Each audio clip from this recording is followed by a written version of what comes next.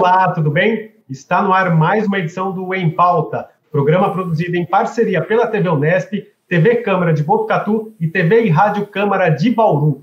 Nosso objetivo aqui é discutirmos assuntos de grande relevância para a população, sempre, é claro, com a presença de especialistas no assunto. Hoje nós vamos conversar com vocês sobre a questão da produção agrícola e a pressão do preço dos alimentos e abastecimento também durante a pandemia. Para isso, nós temos dois especialistas conosco. Um deles é o Celso Vego, do Instituto de Economia Agrícola, o IEA, do Estado de São Paulo, pesquisador, vinculado à Secretaria de Agricultura e Abastecimento do Estado de São Paulo. Olá, Celso, obrigado por nos atender aqui nesse polo de comunicações da emissora pública. Eu que agradeço o convite e aguardando curiosamente as perguntas que nos serão feitas. E o nosso outro convidado é o professor do campus da Unesp em Jaboticabal, Sérgio Rangel, do Departamento de Administração, Economia e Educação. Professor Sérgio, também muito obrigado por participar com a gente aqui hoje. Agradeço pela oportunidade de participar dessa discussão. Então, para a gente começar, convidados, é uma pergunta um pouco mais geral. Em algum momento do programa a gente vai entrar em alguns temas mais específicos, mas aqui um dado recente do IBGE que chamou a atenção em relação à inflação, o aumento de preço da categoria de alimentos, que entre março do ano passado, começo da pandemia, até fevereiro deste ano, ou seja, em um ano, subiu em média 15%, o que dá quase 3 vezes a inflação oficial registrada neste período. A que vocês atribuem essa grande alta dos alimentos em comparação com os outros produtos, outros serviços do Brasil? A gente pode começar com você, Celso. Bom, de fato, não há um elemento exclusivo, né, que catapultou os preços dos alimentos, como você aí mencionou. Eu diria que o mais relevante dele foi a questão cambial. Né? O problema é que a desvalorização pela qual a moeda brasileira passou ao longo da pandemia tem sido das mais expressivas no conjunto das moedas mundiais. Praticamente o real é o líder da desvalorização monetária em termos globais. E isso se reflete. A maior parte das commodities, dos alimentos, são consideradas commodities, negociadas em bolsas internacionais, que são as praças de formação de preços dessas commodities. Né? Então, quando você tem uma desvalorização tão intensa do real e preços formados em moeda forte e no exterior, se permite e gera nivelamento, esse descasamento entre os preços domésticos e os preços de produtos que têm sua formação de preços no exterior. Então, esse é um primeiro fator muito relevante, né? Eu diria talvez o mais importante, mas tem outros. Né? A China passou a se recuperar no segundo semestre do ano passado. Ela venceu a pandemia muito rapidamente e está se recuperando a voltar a crescer a 6% esse ano facilmente. E isso também causou uma pressão no mercado de alimentos, que a China é a maior consumidora de alimentos no mundo global, importadora de alimentos. Né? Estão pressionando o mercado brasileiro por essas importações. E ainda mais, os produtos brasileiros estão baratos. Em dólar se tornaram muito baratos. Então o Brasil ganhou uma competitividade, que a gente chama de competitividade espúria, que não é devido aos fatores de produção, a produtividade, é devido a um fenômeno cambial. Quer dizer, a economia do Brasil é uma economia frágil, do ponto de vista fiscal, está lidando muito mal com a pandemia, todos nós concordamos com isso, e gera uma desconfiança muito grande do mercado internacional com relação ao país. Se tornou um pária, na verdade. Então, somando todos esses aspectos, gera esse impacto nos alimentos. Tem mais outros, mas eu vou ceder a palavra para o Sérgio para não me alongar muito. Professor Sérgio? Eu concordo com o Celso, né? Então, o grande elemento que vem, assim, nesse período, que é um período da pandemia, é a relação da desvalorização cambial mesmo, né? E aí eu vou somar, né? Concordo plenamente com as palavras do Celso, somar com outros fatores que também acabaram pressionando, né? Alguns preços dos alimentos. Então, no geral, realmente, vem acontecendo esse aumento de preço com produtos de commodities agrícolas, né? E aí você pega alguns produtos que, na verdade, são para o abastecimento interno, então que já vem um pouco antes, a questão do arroz, né? A questão de outros produtos da cesta básica do brasileiro, que daí, assim, o que se soma nesse período da pandemia é que você vê uma lógica, cada cadeia agroindustrial tem uma realidade, né, que vai acontecendo com ciclos de preços. Então, por exemplo, a questão da carne bovina já vinha num ciclo ali ascendente de preços, né, a questão do arroz, você tinha um período grande de redução do preço, redução do plantio do arroz, né, então ele pega nesse período de declínio, né, e aí você tem uma injeção, somar outro elemento que o Celso não tinha mencionado, né, até que é importante, junto com a pandemia veio o auxílio emergencial, principalmente dos R$600, né, e pelas pesquisas de economia, nós sabemos que o alimento é um produto que é muito, assim, sensível à renda, principalmente nas classes mais baixas, né?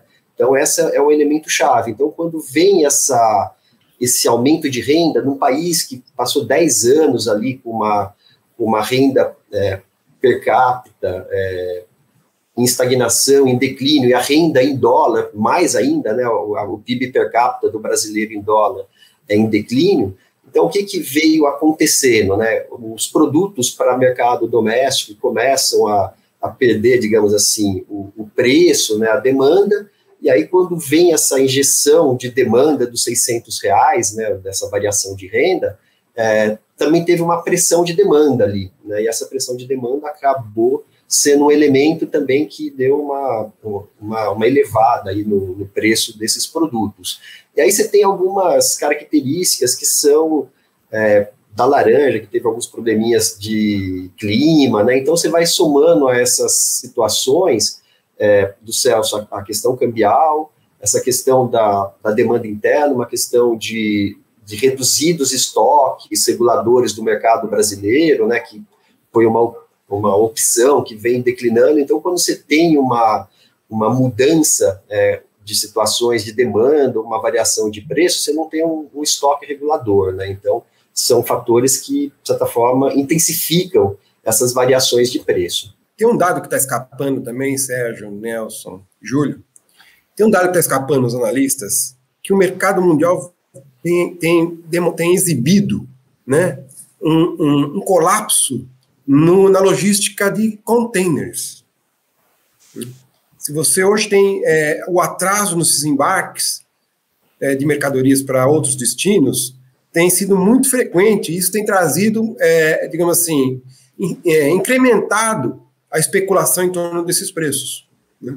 Então, hoje você tem, por exemplo, os contêineres não chegando, a mercadoria não desembarcando no porto de destino, e regulação nesse mercado, um desequilíbrio nesse mercado que pressiona preço também. No caso do arroz, a gente vai comentar mais adiante, tenho certeza, mas esse fator também tem sido um elemento para todas as commodities, a ausência de contêineres na quantidade suficiente para fazer frente à demanda internacional. Não tem havido essa oferta, e isso está gerando pressão sobre os preços também, devido à escassez nas áreas de recebimento desses produtos. Se tem uma pressão desta realidade, neste momento, atrelada à questão do dólar, com todas essas consequências de commodities e bolsas, desse funcionamento do mercado, a gente consegue dar um panorama eventual, pensando em pós-pandemia, a partir de final de 2021, se Deus quiser, para a questão da regulação desse mercado. Eu digo mais especificamente qual é o papel do governo, pensando a curto e médio prazo, de regular uma eventual situação de desabastecimento. Sei que a gente está em situação especial agora, tanto pelo dólar mais de 5, vocês já comentaram, quanto pela pandemia que nós estamos comentando. Mas olhando o cenário para frente, como é que vocês veem essa função de regulação de abastecimento, que foi uma das preocupações, e talvez ainda possa ser, por algum curto período, na mesa do brasileiro neste momento para alguns produtos? Não podemos perder de vista, nós estamos sob a vigência de um governo liberal, tá certo? Que muitas vezes percebe no serviço público ou nas ações do Estado, e no papel do Estado e nas ações de governo, para não confundir as coisas, então no papel do Estado e nas ações de governo, um estorvo para o desenvolvimento. Isso é muito mal, né? Isso é muito mal, porque acreditar 100% que o mercado vai dar conta de resolver essas ineficiências que ele mesmo gerou, é uma ilusão que já foi superada, inclusive, pelos técnicos do FMI. Né? Nem eles mais acreditam nisso. Tá? Então, nós estamos vivendo um tipo de política pública na contramão da fronteira do conhecimento nesse setor, nesse campo de estudos. As ações do governo são prioritárias em defender a segurança alimentar da sua população. Quer dizer, é essencial um governo trabalhando nesse sentido. E ele não pode prescindir de estoques reguladores. Prescindir disso realmente é um tiro no pé. Ele nunca vai conseguir manter uma segurança alimentar da sua população sem estoques reguladores. Tem toda a discussão, porque os estoques da Conab apodrecem, tem desvio de produto, mas, no geral, eles são muito bem empregados. 98%, 99% das vezes, são muito bem empregados. Precisa de um outro ajuste, um outro acerto, precisa fazer alguma coisa. Precisa recontratar funcionários que não tem mais funcionário para cuidar do armazém? Precisa. Mas existia, até, 10 anos atrás, existia uma grande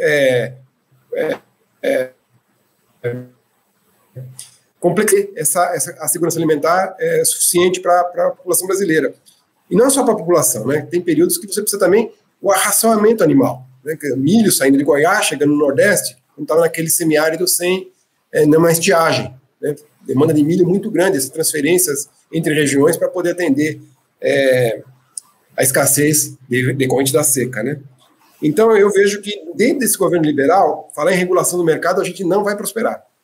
Eles não têm, o ouvido é mouco para esse assunto. Né? Mas é mouco. Inclusive, circula dentro do Ministério da Fazenda a extinção da Conab, né? A extinção da Conab é um tema que está hoje na pauta do Ministério da Economia. Então, nós ficaríamos sem uma agência reguladora de estoques, de reguladora de oferta de alimentos, e isso seria muito prejudicial. Já está demonstrando que não vai funcionar. Esse caminho não vai dar certo. Está demonstrando isso, quer dizer. Não sei até agora, né, assim, fico até admirado que até agora, acho que é por causa da pandemia, né, não tenha havido saques nos supermercados. Mas nós estamos numa situação de tal emergência e tal déficit na alimentação da nossa população de mais baixa renda, que em outros países já teria dado qualquer coisa desse gênero. Né? Já teria dado saques tranquilamente. Né? Então, eu percebo que essa discussão vai ter que voltar em algum momento, mas eu não acho que vai ser nesse governo. Vamos ter que esperar um outro tipo de visão, assumir menos voltada para Deus mercado e mais voltada para um Estado capaz de conduzir, direcionar o que ele pretende em termos de desenvolvimento. Antes de passar só para o professor Sérgio, eu vou aproveitar e chamar já a participação da jornalista Adriana Ribeiro, da TV Câmara de Botucatu, porque a pergunta dela é mais ou menos em cima do que o Nelson falou e do que o Celso já respondeu. Professor Sérgio? Vamos acompanhar, então, que a Adriana falou. Olá a todos, Celso e professor Sérgio. Eu gostaria de saber qual a avaliação que vocês fazem em termos de políticas públicas sobre o papel do governo na regulação de estoques de alimentos básicos como o arroz, o feijão, legumes, também sobre a pressão sobre os preços de itens da cesta básica e sobre a garantia no abastecimento de produtos considerados essenciais e tão presentes na alimentação dos brasileiros. Bom, então dando continuidade, né, à resposta do Celso, que essa pergunta vem nessa linha também. Então, nós vivemos ali um período, né, primeiro de uma orientação, uma visão que vem liberal mesmo, como foi comentada, né, que o mercado vai ser o grande regulamentador ali da oferta e da demanda, do que vai ser produzido, do que vai ser demandado, e somado a essa questão, que é uma visão ideológica, também veio, e de opção de política pública do mercado, vem uma outra visão, né, que é da questão fiscal, para fazer ajustes fiscais, né, que redução de gastos públicos, e as duas visões os dois pensamentos acabam empurrando, né, para uma visão mais de mercado. E aí, nessa visão de mercado, nós estamos vivenciamos ali 2020, né, um período ali de crescimento. Então, você acaba jogando para a população, né, você tem dessa perspectiva alimentar, em que muitos países a segurança alimentar é considerada estratégica, né, do ponto de vista de política pública. Então, você tem um argumento, Europa, Estados Unidos, eles consideram segurança alimentar como uma questão estratégica de país, né? Então, essa demanda, essa agenda ficou meio que esquecida, e aí nós estamos vivenciando, né, pelas questões que já foram mencionadas, né, ou seja, de uma desvalorização cambial, né, que nós estamos vivenciando ali uma elevação de preços, né? Parece que não tem uma falta de produtos, mas uma elevação de preços somada a uma crise de renda da população brasileira. Então, esse é um fator bem difícil. E também, né, tem sinalizações ali que os preços dos insumos agrícolas, eles também vêm subindo muito, né? Então, consequentemente, a gente chama na economia de uma inflação de custos, né? Que essa pressão de custos da produção, muito provavelmente a manutenção do câmbio desvalorizado, com essa pressão de custos, acaba pressionando também para uma manutenção de preços ali no período de 2021, né? Então, preço é muito difícil, eles oscilam demais, mas tem essas pressões ali que estão presentes, né? Você tem muitas questões presentes nessa situação, e não a orientação, pelo menos no curto prazo, como bem comentou o Celso, é de manutenção nessa agenda de mercado, com uma solução de redução de tarifas de importação, para permitir facilitar que entrem produtos importados para compor ali a oferta doméstica, né? Tem caminhado nessa direção, né, essa agenda. Eu gostaria só de um complemento desse ponto de vista de economia, pensando no público aqui em mais geral, porque acho que ele fica meio confuso em imaginar, no sentido raso do dia a dia, mas para aproveitar a especialidade de vocês, lógico, de que nós temos aqui recordes de safras, a vivência da questão que o Celso bem comentou, da corda social, econômica, pressionando no limite da miserabilidade de renda, já com efeitos colaterais ainda conhecidos em países aqui da América. A Colômbia enfrentou isso com invasão de mercados, enfim, tem lugares com situação teoricamente melhor que a nossa, parece difícil isso, mas que não chegaram a essa ideia de saques e no mercado, e temos que comprar de fora para poder fazer um remendo nessa história agora. O consumidor não consegue visualizar isso do ponto de vista daqui para frente. Pensando que o governo está posto aí, pelo menos até o final de 2022, e que a pandemia terá fim, vocês enxergam alguma modificação nesse cenário, ou com a desvalorização do dólar já comentada, ainda vamos persistir por isso por um bom tempo? A sinalização é que vamos persistir, eu não vejo nada de orientação numa outra direção, não tem nada no momento com relação à mudança, não. Sérgio, eu colocaria um parênteses nessa questão, que assim, o desânimo que está surgindo na sociedade brasileira frente à incapacidade de lidar com essa pandemia, certamente vai empurrar o desemprego para cima. O desemprego vai aumentar. Estamos em 14%, vai para 16%. Não tem dúvida. Ou seja, os jovens é 40% de desemprego, ou mais.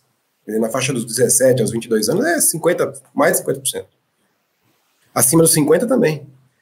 Ou seja, o único freio nesse processo inflacionário é esse. É o incremento massivo do desemprego. É isso que tem freado essa inflação que se tornou, como o Sérgio bem disse, estrutural, que agora é uma inflação de custos também. É de câmbio, de custos. Então, nós estamos, assim, realmente numa verdadeira sinuca, né? E isso para mim, em parte disso, não sei se o Sérgio vai concordar comigo, agora eu vou lançar uma tese totalmente pouco razoável para a maioria, mas me parece fundamental. Veja, em parte é culpa do próprio agronegócio, do êxito do agronegócio. Ou seja, a partir da reprimarização da nossa economia, você deixa de ser uma economia industrial, tá aí os IFAs, para mostrar que a gente não faz nem remédio para dor de cabeça no Brasil mais, certo? Ao abrir mão no setor industrial, que é efetivamente quem tem poder de arrasto na economia e de geração de renda e riqueza, digamos, de melhor distribuição de renda e riqueza em favor do agronegócio.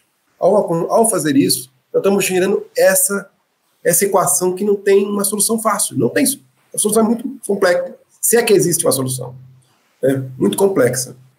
Ou a gente abre todo o nosso mercado para importações e começa a receber alimentos do resto do mundo, ou que vai ser uma coisa muito difícil para enfrentar os lobbies atuais. Então, a reprimarização da economia nos tornou muito dependente, mais dependente da formação de preços lá fora. Mais dependente não. Uma impossibilidade de fazer gestão econômica dentro do país. Tá certo? Uma impossibilidade. Por quê? Porque esses preços são formados lá fora, tem hora que estão lá em cima, tem hora que está aqui embaixo, e fica nessa gangorra. Uma hora a população se dá bem e o agricultor vai mal, outra hora o agricultor se dá bem e a população vai mal. É nisso que nós vamos viver daqui para frente. Por quê? Porque foi feita uma opção, quer dizer, você pegar nos últimos 15, 20 anos, o agronegócio era 20%, 22%, hoje já é 40% na pauta da exportação. É nessa base. Então, essa reprimarização da nossa pauta, em detrimento da indústria, principalmente, que está promovendo, de fato, essa incapacidade de gerir essa crise. Quer dizer, o êxito do agronegócio, e daí é importante a gente, nas nossas análises, sempre ter esse contraditório, quer dizer, qual que é o lado escuro da Lua? Né? A gente está acostumado a enxergar a Lua na parte que o Sol reflete, mas ela tem um outro lado que a gente não enxerga. E esse outro lado, que nós temos que estar atento para poder melhorar nossas análises, nossa compreensão sobre os fenômenos econômicos. Então, não pode focar só na linha loas e boas para o agronegócio. É fundamental. Trouxe muitas riquezas para o interior, os IDHs, os melhores IDHs estão na área de agronegócio, mas ele também está gerando esse problema hoje, que é uma equação que eu não vejo uma saída muito simples, não tem uma saída muito simples, na verdade, não tem. A única saída que eu já quero é aumentar a importação de alimento, não vejo outra. Aproveitando esse gancho, Celso, eu queria colocar o tema da soja, que você falou em balança comercial, né? E como que entra a soja nesse balaio todo? A gente sabe que a soja avança, e o Nelson falou de recordes, né, de exportação, muito atrelado à soja. Ao mesmo tempo que avança a soja, a gente viu aí por década a área de plantação de arroz, por exemplo, estagnada ou caindo. É possível fazer essa relação, então, entre o avanço da soja e a queda de produção de alimentos mais básicos, da nossa cesta básica? Também, né, a soja atrelada ao dólar, né? Se está apostando na soja é porque tem mercado, é porque está atrelado ao dólar e o agricultor quer, na verdade, também arrecadar mais, né? Júlio, eu acho que a gente, como cientista, o nosso amigo professor Sérgio, não devemos demonizar nada. Não é o caminho demonizar a soja, o boi, a cana, não é esse o caminho. Mas entender o porquê das coisas. Porque elas foram nesse sentido, né? Veja, a soja foi capaz de potencializar, quer dizer, o agronegócio, né, que tem a soja como componente básico, é um complexo de indústrias, ela viabilizou, ela deu um caráter de ativo financeiro para esse segmento muito mais robusto do que o do arroz. Né? Então você vê, operações barter, não tem no arroz, ou tem muito pouco. Né? Mercados futuros, né? Muito desenvolvidos para soja, pobres no arroz. Na Ásia ele é forte, o mercado futuro na Ásia para arroz é forte, mas aqui na Nova York não é forte. Onde o Brasil opera Chicago e Nova York, não opera lá na Ásia, quase não opera. Então, lá é forte o mercado de arroz, mas onde a gente opera não é forte. Então, o nosso agricultor de arroz não deu essa vestimenta de ativo financeiro como a soja chegou no topo dessa caracterização. Ela é moeda. De começo ao fim. Não tem um momento que ela não é uma moeda intercambiável com qualquer outra coisa. O arroz não chegou nesse desenvolvimento. O café também não. Então são produtos que vão ficando para trás numa economia que crescentemente é pautada, crescentemente já se tornou completamente financiarizada. Não tem uma, né, o que nós estamos fazendo aqui, inclusive, né, tem uma empresa por trás que desenvolveu esse sistema e negociações na bolsa. Entende? Então, é esse caráter que o arroz não atingiu e a soja chegou na frente. E por isso há uma preferência por ela. Se montou um pacote de formas de fazer negócio muito mais sofisticado e com muito mais segurança para quem atua do que no arroz. E aí há uma tendência de deslocamento mesmo, certo? Isso não acontece só com arroz, acontece com outros, a soja, o milho, né? Tem conseguido avançar em áreas de outros produtos que não conseguiram essa sofisticação que esses dois conseguiram, os cereais, né, em geral. O amendoim também está começando a entrar nessa história também, né? Está começando a querer se transformar numa segunda soja no Brasil. Mas ainda está longe, mas está dando seus primeiros...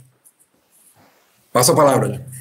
Bom, então, também vou na linha de complementar, né, o que o Celso, a fala do Celso. Então, o que nós, assim, nesse momento de pandemia, nós vemos um cenário que vem desde 95, que é um processo de liberalização comercial, uma mudança do papel do Estado na economia, e 2000, né, que você tem um crescimento ali das exportações de soja, o crescimento da demanda por soja chinesa, né, então ele deu, de certa forma, uma demanda, e o Brasil ocupou um papel, assim, muito grande na relação das importações chinesas, que exporta a soja in natura, aí depois a Argentina exporta farelo e soja, e óleo de soja, né, seria uma prioridade para a exportação de farelo e óleo de soja, e os Estados Unidos também é um grande produtor, mas tem a terra mais cara, e mais recentemente teve a divergência ali do Trump com a China, né? Então o Brasil ocupou um espaço e cresceu demais. Então foi um sucesso, digamos assim, nessas exportações de soja. E no cenário brasileiro, né, pegando esse horizonte, então desde 2010, o investimento externo direto no Brasil ele patina e cai, né? Então começa um processo de desvalorização cambial, começa uma perda de renda do brasileiro, de desemprego, tanto em reais e muito mais profundamente em dólar. Então a perda do PIB per capita em dólar é muito intenso.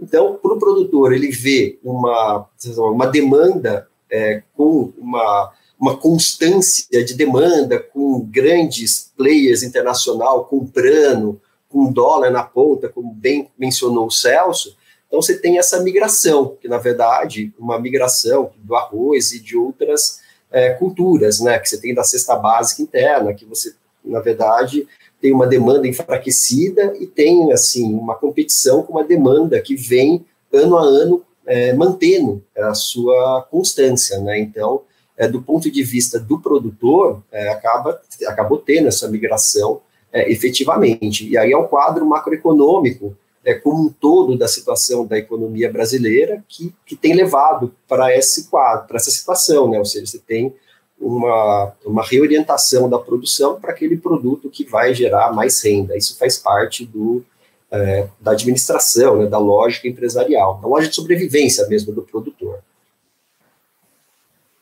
O Celso, eu ia convidar você a poder fazer uma síntese conosco, que é duro de fazer uma síntese de artigo. Eu estava lendo um artigo seu recente, que você falava da experiência da questão do café, que também é um produto de ponta de mercado externo, como se sabe lá fora. De que forma a criação da Bolsa, aqui em relação a Nova York, para quem não domina, aí sempre pensando no público leigo, para explorar vocês, criou uma nova realidade. Você faz um histórico dessa questão muito interessante, especificamente do café. Bom, Nelson, como eu havia comentado anteriormente, essa questão é uma questão que se vincula à financiarização das atividades econômicas, de qualquer natureza que a gente pensar. Todas elas hoje têm um pé bem grande, né, um pezão grande dentro da área financeira. Então, isso causou uma mudança muito importante do ponto de vista do tomador de decisão na área agrícola e agropecuária. Qual seja, antes ele plantava para vender. Hoje ele vende para plantar. Essa inversão, ela causa toda uma mudança na forma de gerir um negócio agrícola, que necessariamente envolve você fazer vendas futuras. Né? Envolve você conhecer muito bem seu custo de produção, detalhadamente, eu diria, né, com uma metodologia, se possível, a do IA, que continua sendo a melhor até hoje, quer dizer, uma metodologia que foi feita lá nos anos 60 e continua sendo a melhor para fazer isso. um custo de produção muito bem elaborado, e, por outro lado, ter parceria com uma corretora de valores que seja capaz de fazer as vendas futuras num preço e não deixando de correr o risco de plantar e depois ficar com o prejuízo do custo, do preço recebido ficar inferior ao custo de produção. Então, quando você inverte a lógica, vender para plantar, necessariamente há um agente que se chama Bolsa de Valores. E aí tem um outro agente também, que eu não gosto de demonizar, que nem eu comentei agora há pouco, que é o tal do especulador. Mas então agora a agricultura virou campo, virou um cassino, né? Eu não tenho o pessoal fazendo suas apostas lá na Bolsa. Não é bem assim. Não é desse jeito. Né? Vamos pegar o exemplo do café. Quem que sabe melhor o que vai acontecer no café o ano que vem, 2022? Eu aqui em São Paulo ou os 10 mil investidores que estão lá comprando e vendendo contrato todos os dias? Esses caras têm uma condição melhor de fazer um cenário futuro para o produto do que eu. Então tem que confiar no que eles estão, o que está acontecendo lá. É lá que está havendo essa discussão. Como é que vai ser o mercado? Porque o mercado futuro, ele antecipa os cenários de suprimento. Ele antecipa. Né? Então, eles estão antecipando já o cenário 22 lá. Então, é naquele jogo que a gente tem que se espelhar. E esses especuladores, na verdade, é o que permite a gente, eu não gosto dessa palavra, não são investidores. É o que nos permite eu tirar o telefone aqui, pegar meu celular agora, ligar lá em Santos e vender meu café. A liquidez, quem dá essa liquidez para mim, é esses caras que estão lá em Nova York, que estão aqui na BME, na B3, fazendo contratos de café, ou de soja, ou de milho, ou de algodão, de cacau, de suco de laranja, de etanol, de açúcar.